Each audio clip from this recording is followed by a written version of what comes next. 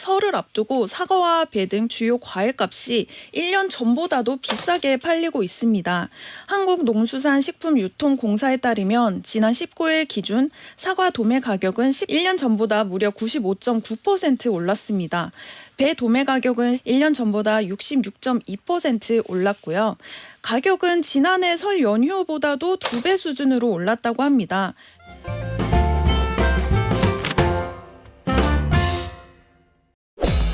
트렌드를 통해 돈의 이면까지 들여다보는 시간입니다. 맨손경제. 오늘은 국민일보 이광수 기자, 뉴스원의 손엄지 기자와 함께합니다. 안녕하세요. 안녕하세요. 아, 우리 엄지손 기자님. 네. 요즘에도 볼 좀 차십니까? 어제도 제가 두 탕을 뛰고 왔어요. 어제도 축구 2게임 뛰고 왔어요. 네, 추워지기 전에 빨리 많이 해야 또 이제 쉴 수 있으니까. 이미 너무 춥지 않아요? 아직 이제부터 추위가 시작인 것 같아요. 야, 이광수 기자님 이 정도면은 올림픽 나가야 되는 거 아니에요? 나가야 될 것 같고 본업이 선수 아니신가 아하. 하는 생각도 드는데요. 그래요. 네. 부장은 모르게. 그래요. 우리 공도 잘 차고 취재도 잘하는 손엄지 기자와 함께 할 건데 첫 소식은 두 분 다 건강해서 우리는 뭐 건강기능식품 필요 없을 것 같긴 합니다만 이 기자님. 네. 인터넷 중고거래 플랫폼을 보니까 가끔 이 선물 받았는데 나는 안 먹는다. 너무 많다. 비타민, 홍삼 이런 거 파는 분들 계시잖아요. 네. 근데 이게 원래는 안 되는 거라면서요? 네, 이거의 불법이라고 합니다.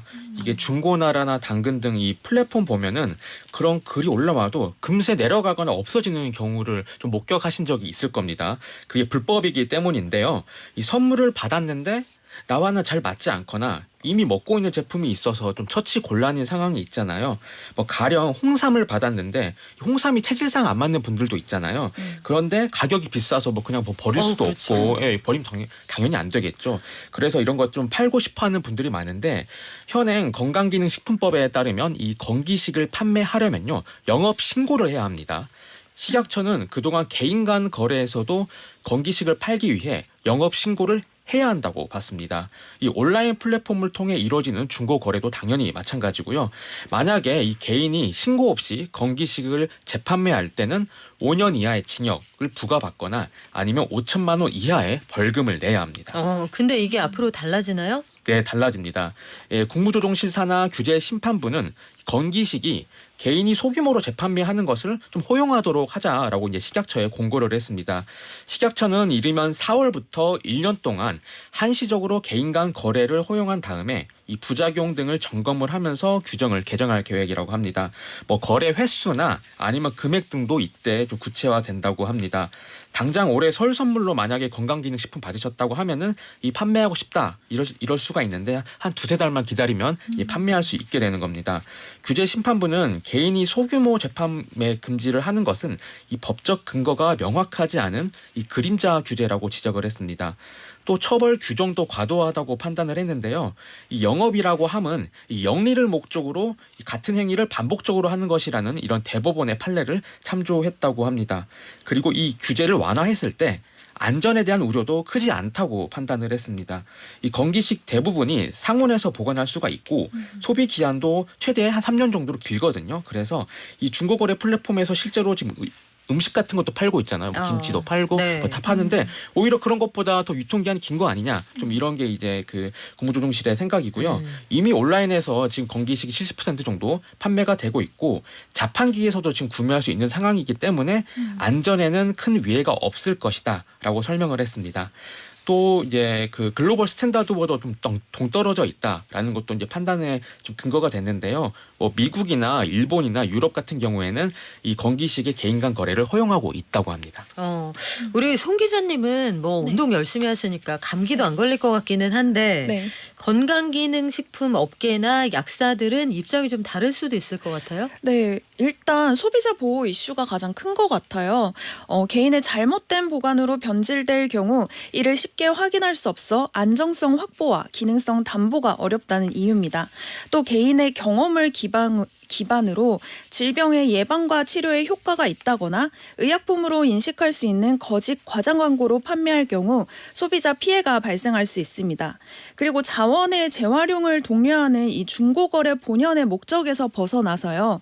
이 사업자가 중고거래 플랫폼을 이용해 건기식을 판매하는 이 유통망으로 변질할 가능성 역시 배제할 수 없다는 게 반대의 주요한 이유입니다. 그리고 건기식은 원래도 좀 과장 과대 광고가 많아서 문제인데요. 개인 간 거래까지 허용된다면 유통 경로가 담보되지 않은 제품들이 양성화될 수 있다는 우려가 나옵니다.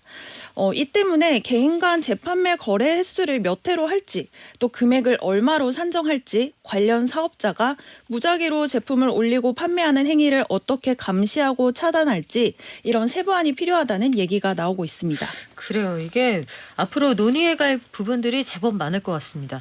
그리고 설 다가와서 지금 이제 선물 세트들 네. 쫙 깔려 있던데 손 기자님 네. 명절을 앞두고 음. 과일값이 더 오를 수 있을까 싶은데 더 올랐어요? 맞아요. 이 설을 앞두고 사과와 배 등 주요 과일값이 1년 전보다도 비싸게 팔리고 있습니다. 한국농수산식품유통공사에 따르면 지난 19일 기준 사과 도매 가격은 10kg에 88,880원으로 1년 전보다 무려 95.9% 올랐습니다. 배 도매 가격은 15kg에 77,740원으로 1년 전보다 66.2% 올랐고요. 가격은 지난해 설 연휴보다도 2배 수준으로 올랐다고 합니다. 이 소매 가격으로 봐도요. 품질 좋은 딸기는 요즘에 한 알에 1,000원 수준이라고 맞아요. 하고요. 네. 네, 배도 품질 좋은 걸 보면 한 알에 10,000원은 줘야 되더라고요. 이 작년보다 올해 설에 성수품을 구매하려는 가계 부담이 더 커질 것으로 보입니다. 이 과일 가격이 오른 건 지난해 여름 이상 기후 때문인데요. 한참 사과가 잘 자라야 하는 여름에 장마, 태풍, 폭염에 병충해까지 돌았습니다. 생산량이 줄었고 2월 설 연휴를 앞두고 출하 물량 조절로 공급량까지 줄면서 가격이 크게 올랐습니다. 그러면은 다른 과일로 좀 견뎌보자 하는 집들도 있을 텐데 다른 건 어때요? 네, 이제 무엇보다도 이제 사과와 좀 색깔이 비슷한 채소인 토마토 가격도 올랐다고 합니다. 네. 사실 토마토 가격이 2020년에 엄청 올라서 햄버거에 토마토 없는 그런 거 경험을 해보셨죠? 진짜 황당했어요. 네, 그때 정말 황당했는데 네. 그때 당시에 그 토마토 도매 가격이 이 킬로그램당 5,000원을 넘어섰기 때문에 롯데리아나 맥도날드 등 햄버거 그 프랜차이즈에서 일시적으로 토마토를 빼는 일이 있었습니다. 그런데 지금 토마토 가격이 그때와 비슷합니다. 지난 18일 기준 토마토가 이제 킬로그램당 도매 가격이 5,041원입니다. 1년 전과 비교해서 무려 170% 올랐고요. 아, 주가가 이렇게 올라야 되는데. 그래 토마토 투자했으면 네. 어땠을까 좀 이런 생각도 드는데 이 방울토마토도 80% 가량 올랐다고 합니다. 그래서 햄버거에 토마토가 빠졌던 그때 시점과 가격이 비슷해진 상황이고요. 이 토마토는 작년 11월에 좀 이상 좋은 현상 때문에 이 토마토가 좀 품질이 좋은 게 많이 없다고 하고 또 에너지 가격이 많이 올랐기 때문에 당시 비닐하우스 난방을 좀 적게 하시는 그런 분들도 계셨대요. 그래서 좀 이 관리에 좀 실패한 사례도 있다고 합니다. 이 때문에 외식업계가 지금 긴장을 하고 있습니다. 일단 상승세는 설 명절을 앞두고 사과가 비싸지자 대체 품목인 토마토로 그 눈을 돌리는 그런 영향도 있는데 뭐 이런 작황이 안 좋은 그런 영향도 있기 때문에 아무래도 좀 가격이 빨리 안정화돼야지 좀 우리가 외식업계나 이런 데 좀 파급 영향이 좀 적을 것이다. 좀 이런 얘기가 나오고 있습니다. 그러게요. 박정현 님도 이런 의견 주시네요. 과일 진짜 비싸요. 아이들이 먹고 싶은 과일만 사도 10만 원이 훌쩍이에요. 제수용 과일은 얼마나 비싸질까요? 얼마나 비싸졌더라고요. 저희 집이 이번 주에 제사가 있어서 제가 지난 주말에 다녀왔는데 야 사과 배 이거 네. 장난 아니구나 싶은 생각이 들었습니다. 그래서일까요? 올해는 고기가 과일 선물 세트 이길 것 같다 이런 전망들이 있네요. 맞습니다. 이게 유통업계 사실 전략이기도 한데요. 주요 유통업체들이 급격히 비싸진 과일 대신 비교적 가격이 안정세를 보이는 축산물 선물 세트에 힘을 싣고 있습니다.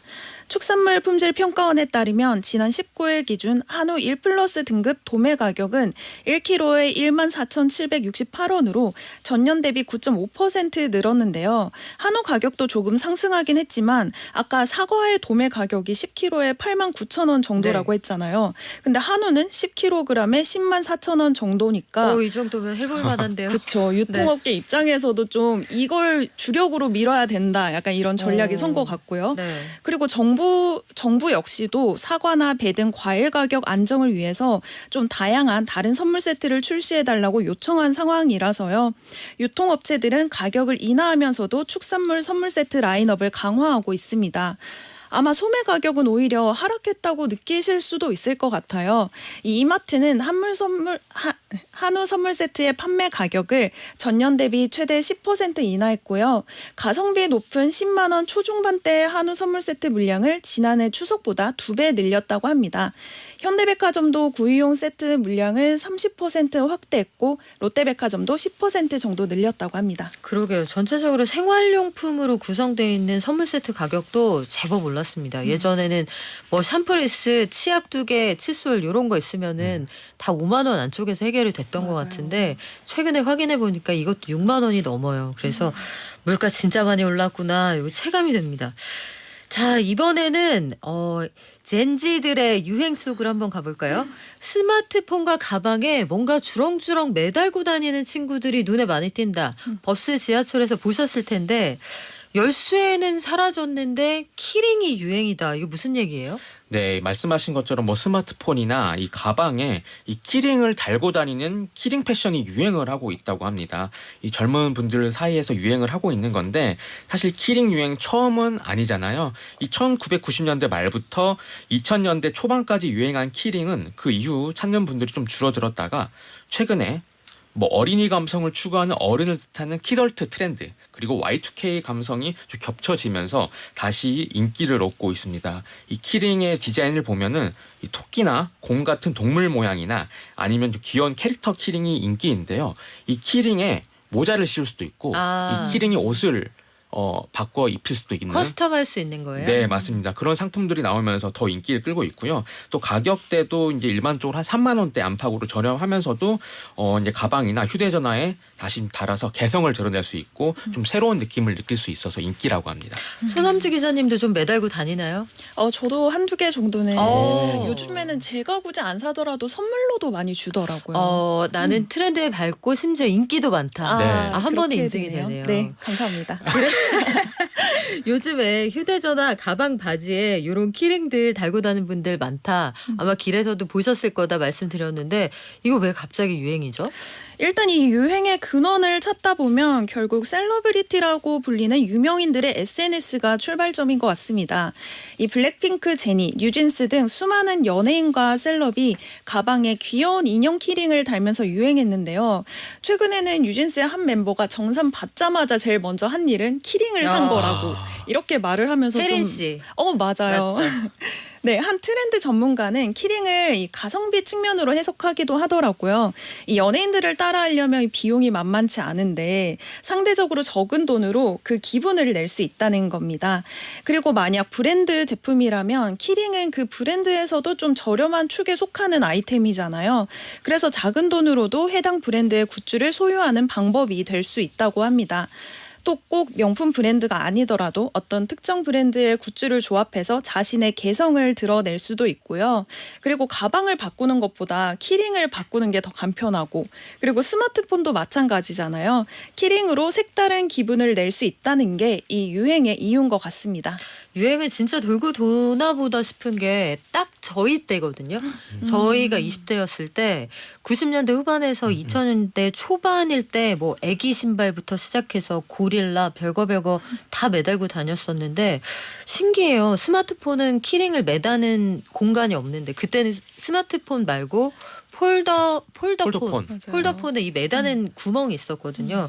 이 기자님, 네. 이거 키링 열풍 중에는 어린 친구들만 하는 거 아니다. 이거 네버랜드 신드롬도 영향을 준다라는 해석도 있어요. 네, 맞습니다. 이 키링 을 하시는 분들 보면은 10대나 20대 초반 분들도 많이 하시지만 30대나 그 이상 분들도 많이 하시거든요. 그러면은 그분들이 이게 뭔가 이렇게 뉴진스를 보고 따라하진 않았을 것 같고 그분들은 결국 이제 그 네버랜드 신드롬 때문이다라고 네. 해석이 되고 있습니다. 이 네버랜드라는 것이 이 피터팬들과 그의 친구들이 모여 사는 나라의 이름인데 그 이름을 따온 그 신드롬이라고 합니다. 지난해 서울대 소비트렌드 분석센터가 분석한 이 네버랜드 신드롬은 나이보다 젊게 살고 어린이 되길 거부하는 문화를 뜻합니다. 이 과거로 돌아가려는 모습을 보여주는 것이 큰 특징인데요.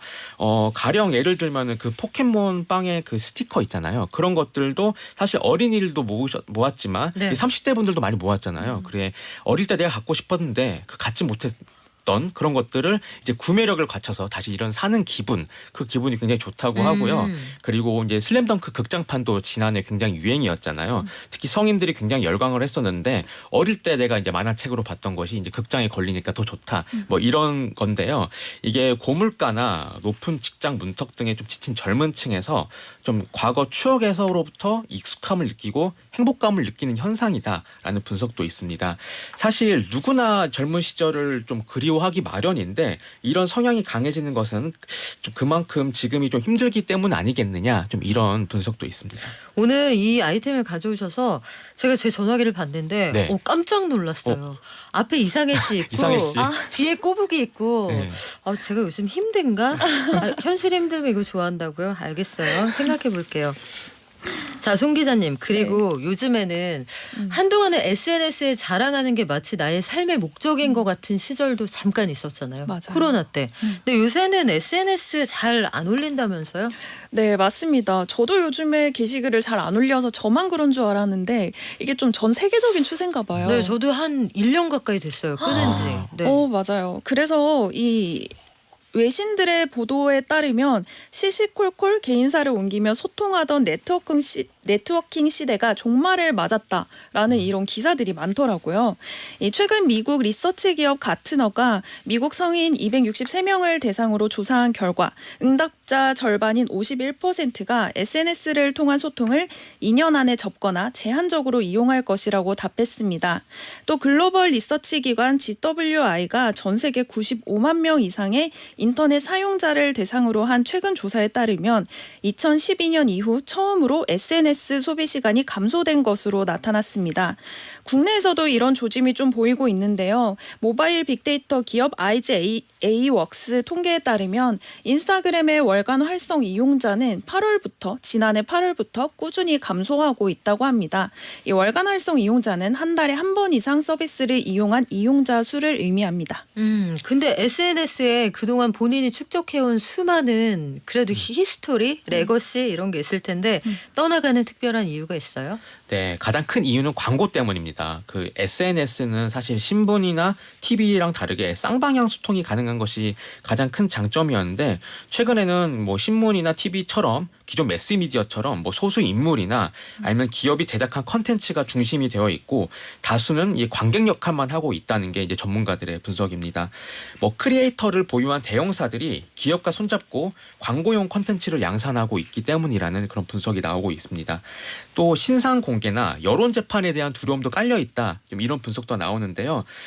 본인의 생각을 피력한 글들이 뒤늦게 사회 진출에 좀 지장을 주는 사례들을 우리가 좀 뉴스를 통해서 접하고 있잖아요. 이런 부분들 때문에 SNS를 꺼리고 있다. 이런 얘기가 나오고 있고 그 최근 일본 기업 사이에서는 이 채용 과정에서 지원자의 개인 SNS 계정을 몰래 조사하는 이 뒷조사 대행 서비스가 유행을 하고 있어서 좀 논란을 빚고 있다고 합니다. 요거는 좀 불쾌할 것 같은데 손 기자님 그래서 아예 나는 SNS에 흔적을 남기지 않을 거야 네. 이런 분위기도 있다면서요? 네, 맞습니다. 요즘 이용자들은 SNS 대신 비공개 그룹 메신저나 채팅으로 우리끼리의 소통을 즐긴다고 합니다.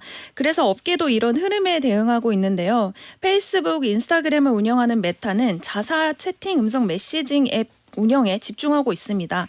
서비스를 고도화하고 제3자가 접근할 수 없도록 보안을 강화하는 추세입니다. 그리고 인스타그램은 모두가 볼 수 있는 SNS로 인기를 끌었잖아요. 그런데도 최근에는 내가 아는 사람들과 소통할 수 있는 그런 기능을 더 강화하고 있는데요. 게시물이나 릴스를 공유할 때 내가 설정한 친한 친구에게만 공유할 수 있는 기능을 최근 넣었습니다. 이 지난해 7월 아담 모세리 인스타그램 CEO는 요즘 10대들은 피드 게시물을 거의 올리지 않는다면서 고정된 게시물보다 24시간 내 사라지는 스토리, 또 이 스토리보다는 다이렉트 메시지로 재미난 밈을 공유하고 있다고 밝혔습니다. 그래요. 이렇게 약간 조용하게 돌아보는 것도 괜찮지 않을까 싶어요. 제가 제일 어색했던 건 인스타든 페이스북이든 왜 나는 잠깐 세상과 단절돼서 혼자만의 시간을 가질 거야. 오두막에서 샵, 고요한 아침 샵, 혼자 마시는 커피, 아침 좋아요, 샵 이런 거 있잖아요. 이거 네. 좀 어색하단 말이에요. 명상의 시간 이런 거 가져보는 것도 뭐 나쁘지 않을 것 같습니다. 오늘 두 분 말씀 고맙습니다. 지금까지 손엄지 기자, 이광수 기자였습니다. 고맙습니다. 감사합니다. 감사합니다.